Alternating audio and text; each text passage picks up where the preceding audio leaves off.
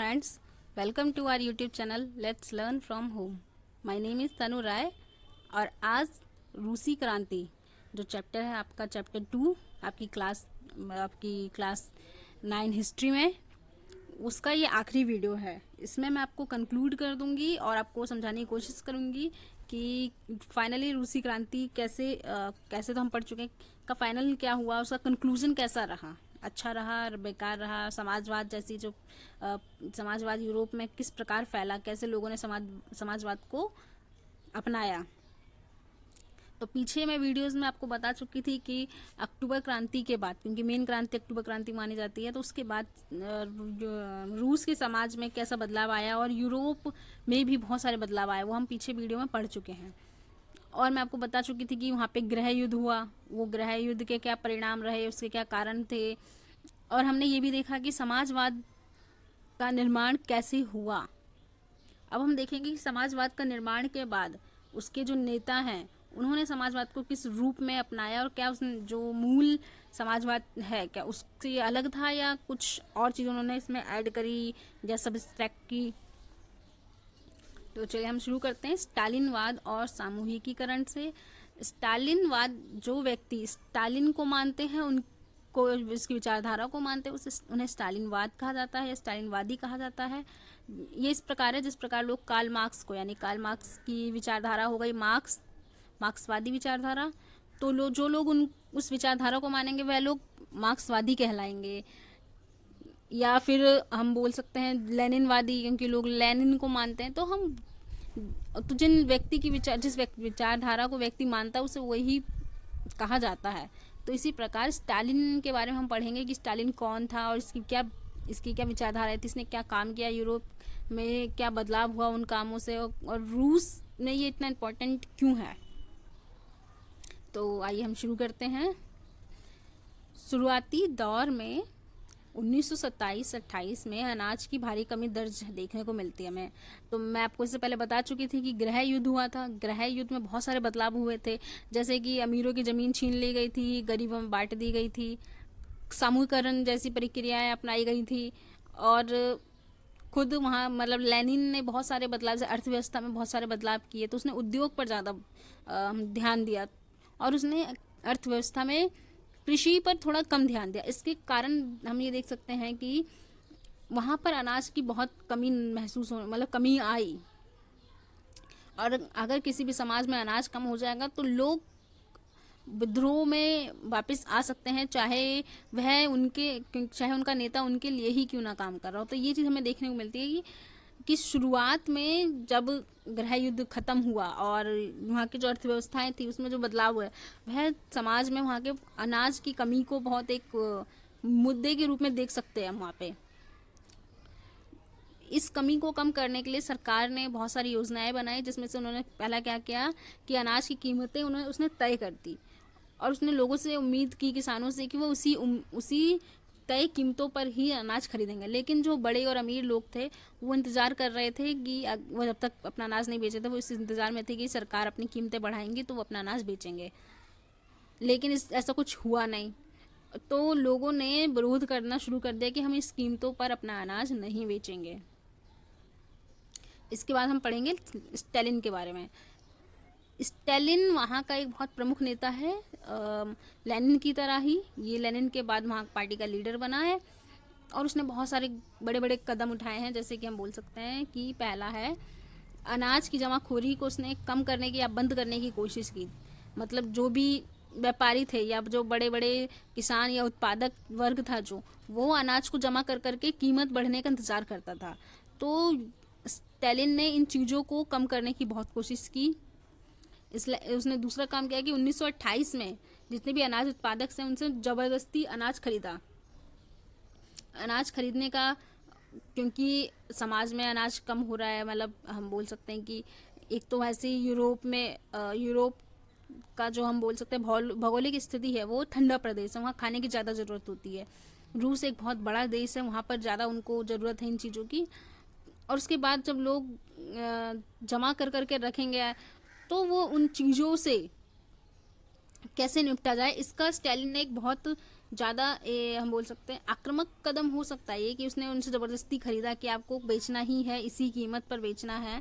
और जितने भी लोग थे, जितने भी जमाखोरी थी, उनके उनके ऊपर कई तरह के उसने दंड लगाए, उनको बहुत ज़्यादा पनिशमेंट दी। और कुलरकों पर उसने छापा मारा। कुलरको वो लोग होते हैं जो बड़े संपन्न किसान होते हैं या उत्पादक वर्ग होता है। उसने खेती का सामूहिकीकरण किया।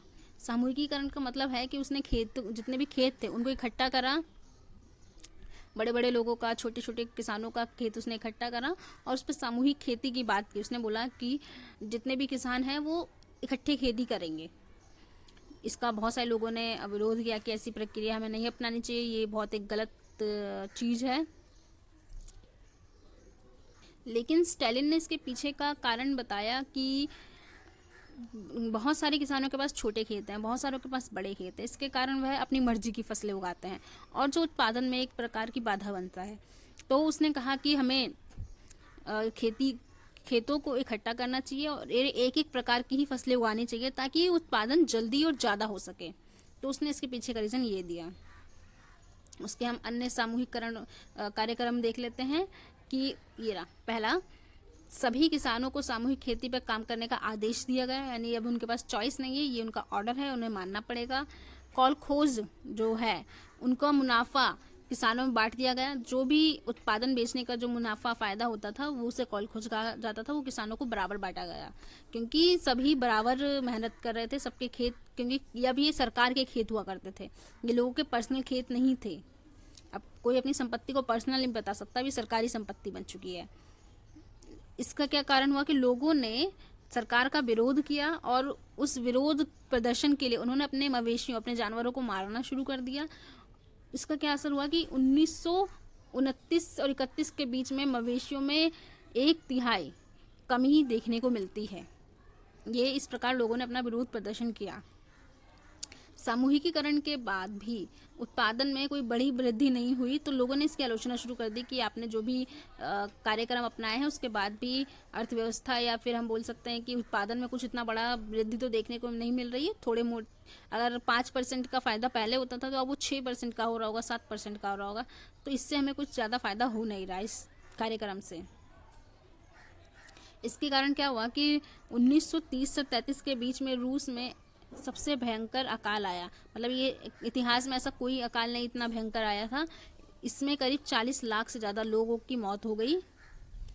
तो लोगों ने इसका अब खुलकर विरोध शुरू कर दिया। देखिए यहाँ पर आप कि कैसे इसका विरोध प्रदर्शन किया गया है, सामूहिकीकरण का विरोध कैसे हुआ है। सजा बहुत कठोर दी जाती थी, उन्हें देश निकाला दिया जाता था, उन्हें मृत्यु दंड दिया जाता था, उन पर मुकदमे भी चलाए जाते थे। इसका मतलब ये हुआ कि लोगों को विरोध और अभिव्यक्ति की आज़ादी नहीं थी। अब ये लोग अपनी बात नहीं रख सकते थे, अपने विरोध नहीं कर सकते थे। तो ये हमें समाजवाद में एक कमी नज़र आती है कि लोग अपनी बात नहीं रख सकते हैं। जैसा हम लोकतंत्र में देखते हैं वैसा वहाँ पर नहीं था।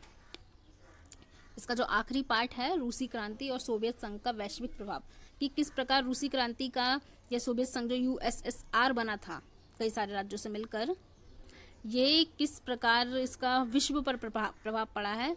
तो मैंने आपकी सहूलियत के लिए, आपको आसान रहे, तो मैंने इसको 2 हिस्सों में बांटा है, जिसमें खुद रूस के बारे में और यूरोप और रूस के बारे में बताया गया है और दूसरा कि इसका भारत पे कैसा असर रहा। तो चलिए हम पहले देख लेते हैं इस साइड का पार्ट।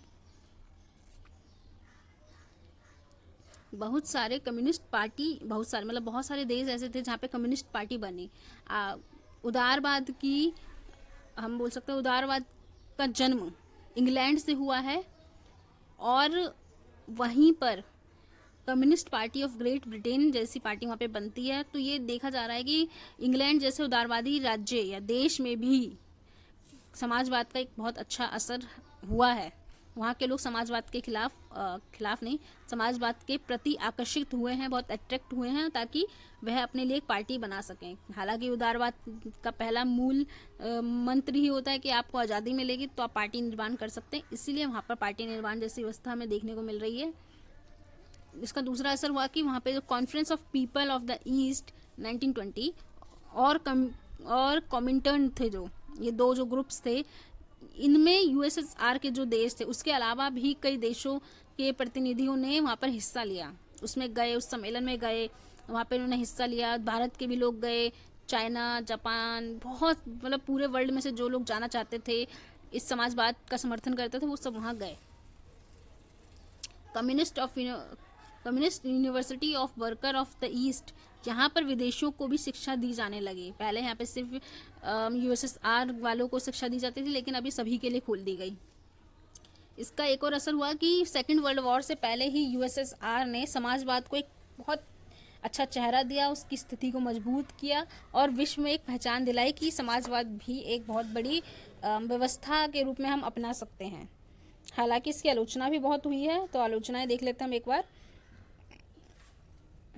रूसी लोग और खुद रूस के लोग और अंतर्राष्ट्रीय स्तर पर लोगों का मानना था कि यूएसएसआर अब वैसा नहीं है जैसा रूसी क्रांति के समय था, या जैसा रूसी क्रांति के समय सोचा गया था कि रूस इस तरीके का बनेगा। अब ये उस चीज़ से बदल चुका है, उसके गोल बदल गए हैं। और इसकी एक और आलोचना की जाती है कि विश्व समाजवादी आंदोलन थे, जो मतलब जो इस ग्रुप में जुड़े हुए थे, जो समाजवाद का समर्थन करते थे, वो लोग खुद इस बात को कहने लगे कि रूस में अब सब कुछ ठीक नहीं चल रहा है, रूस में बहुत सारे बदलाव हो रहे हैं जो समाजवाद जैसी व्यवस्था को या उस विचारधारा को एक नेगेटिव व्यू दे सकता है, लोग उसको ना मानने के पीछे का तर्क बता सकते हैं। ये खुद समाजवादी समर्थकों का कहना था। फिर इसका एक और हम देख सकते हैं आलोचना हुई कि मतलब आलोचना नहीं बोल सकते हैं इसे हम, कि वहाँ पे पहले तो ये पिछड़ा देश था रूस। आपने जब लेक्चर शुरू से देखा है और पढ़ा है तो आपने देखा होगा कि रूस शुरू में बहुत पिछड़ा वर्ग था, वहाँ की सामाजिक स्थिति किस प्रकार थी। अब वो एक महाशक्ति बन के उभरा, लोगों को खाना मिलता था, नौकरियां मिलती थी, खेती कर पा रहे थे, उद्योग उनके विकसित हो रहे थे, सब कुछ बढ़ा, मतलब अच्छा एक समाज बनकर उभर रहा था। लेकिन लोगों को अभिव्यक्ति की आज़ादी नहीं थी, लोग अपने विरोध नहीं कर सकते थे, अपनी सरकार के खिलाफ नहीं बोल सकते थे, वह उन्हें और भी तरह की स्वतंत्रताएं नहीं मिली थी।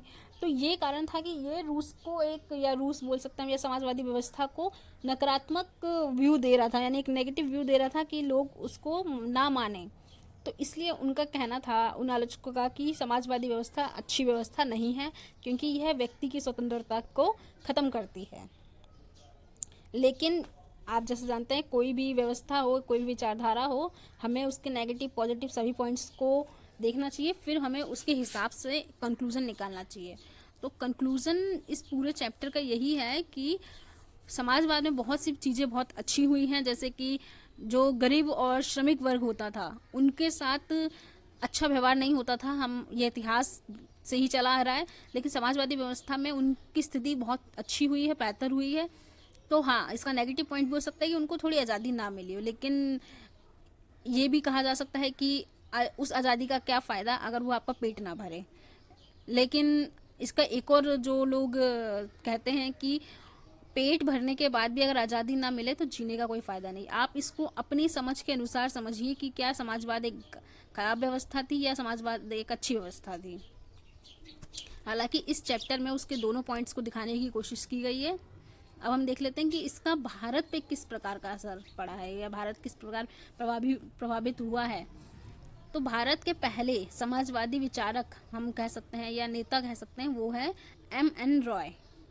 M.N. रॉय बहुत प्रभावित हुए हैं रूसी क्रांति से, जिस प्रकार फ्रांसीसी क्रांति से राजा राम मोहन रॉय प्रभावित हुए थे, इसी प्रकार M.N. रॉय रूसी क्रांति से काफ़ी ज़्यादा प्रभावित हुए। उन्होंने मैक्सिकन पार्टी की स्थापना की और उन्होंने भारत, चीन और यूरोप जैसे इसके जो प्रमुख नेता होते हैं उनमें से ये एक थे, मतलब बहुत फेमस नेताओं में से ये एक थे समाजवाद के समर्थक के रूप में। समाजवाद का प्रभाव सिर्फ M.N. रॉय पर नहीं, बहुत सारे भारतीय नेताओं पर रहा है, जैसे जवाहरलाल नेहरू और रविंद्रनाथ टैगोर हैं, इन पर भी बहुत अच्छा प्रभाव रहा है। ये चाहते थे कि भारतीय समाज जिन चीज़ों से गुजर रहा है, क्योंकि उस टाइम भारतीय समाज ब्रिटिश उपनिवेश के अंदर था, इसलिए वह इससे छुटकारा पाने के लिए समाजवाद को एक अच्छा विकल्प मानते थे। इसका स्वयं भारतीय अर्थव्यवस्था पे प्रभाव रहा है आपको, जैसे मैंने बताया कि इंडिया में 5 ईयर प्लान है, सरकार चलाने का 5 ईयर प्लान है, या अर्थव्यवस्था चलाने का 5 ईयर प्लान है, या हमारी जो पॉलिसीज़ होती हैं उसमें इस बात का ध्यान दिया जाता है कि जो गरीब व्यक्ति है उसको भी जीवन जीने के वो सभी अधिकार, वो सभी चीज़ें प्राप्त हो जो एक अमीर व्यक्ति को होते हैं, उसका जीवन भी अच्छा बीते। ये हमारी अर्थव्यवस्था में देखने को मिलती है। हमारी राजनीति में भी कुछ इसी चीज़, आप आजकल की योजनाएं देख सकते हैं, उसमें सभी व्यक्तियों को रखा जाता है, उसमें किसी अमीर व्यक्ति को खास फायदा नहीं पहुंचाया जाता। ये हमारी अर्थव्यवस्था समाजवाद से ही प्रभावित है। हालांकि अब हमारी अर्थव्यवस्था में दोनों गुण आ गए हैं, उदारवादी, यानी अब ये मिक्स्ड इकोनॉमी है। तो ये आप अपने 9th क्लास में नाइन्थ की इकोनॉमी में पढ़ेंगे ही कि अर्थव्यवस्था में क्या किस चीज़ का ज़्यादा प्रभाव रहा है। हमारा संविधान है, भारतीय संविधान, उस पर बहुत ज़्यादा प्रभाव बोल सकते हैं, बहुत ज़्यादा नहीं लेकिन अच्छा खासा प्रभाव रहा है हमारे भारतीय संविधान पर भी, क्योंकि हमारे भारतीय संविधान समानता की बात करता है और समाजवाद की जो एक जो उसका मूल गुण है वो समानता ही है। इसलिए, और गांधी जी खुद समानता जैसे बातों पे कहते थे, वो कहते थे गरीबों का हमें उत्थान करना चाहिए। ये सब चीज़ें समाजवाद जैसी व्यवस्थाओं में भी देखने को मिलती है। इसलिए हम कह सकते हैं कि हमारे भारतीय संविधान पर भी समाजवाद का काफ़ी असर रहा है। आज रूसी क्रांति ख़त्म हो चुका है, मतलब इस वीडियो के साथ रूसी क्रांति का चैप्टर ख़त्म हो गया है। अगर आपको इस पूरे चैप्टर में या फिर फ्रांसीसी क्रांति वाले चैप्टर में कोई भी इशू हो तो आप कमेंट कीजिए, टेलीग्राम पर आप पूछ सकते हैं, वहाँ पर भी मैं अवेलेबल हूँ आपको रिप्लाई देने के लिए, आपके सभी डाउट्स को क्लियर करने के लिए। आपको वीडियो से कोई प्रॉब्लम हो या फिर अदर कोई प्रॉब्लम आपको हो या आप सॉल्यूशन देना चाहते हैं तो आप भी कमेंट कर सकते हैं। और आप चैनल को प्लीज़ ज़रूर सब्सक्राइब कीजिए, उसे शेयर कीजिए, वीडियोस को भी लाइक कीजिए, उसे भी शेयर कीजिए। ये आपका काम है और आपकी पढ़ाई अच्छे से चलती रहे, ये मेरा काम है। चलिए हम आगे भी और वीडियोस बनाएंगे। Thank you.